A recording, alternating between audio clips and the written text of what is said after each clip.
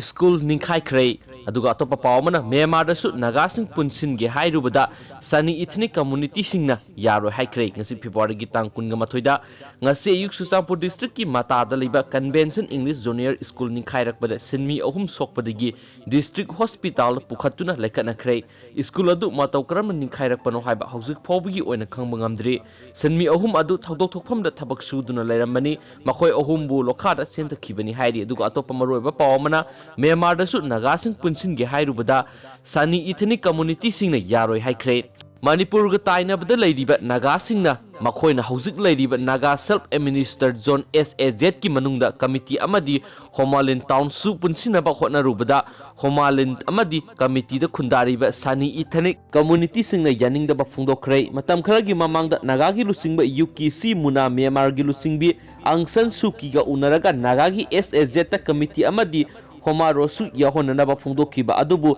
Sani Solidarity Party SSP gi chairman Yu Angkina Yaro Hana Fundo Kre Karigumba Hiramasugi Matanga Lengakna Sani Singi Mayokta Lairabadi ethnic conflict soidana Tokani Hana warning to Kre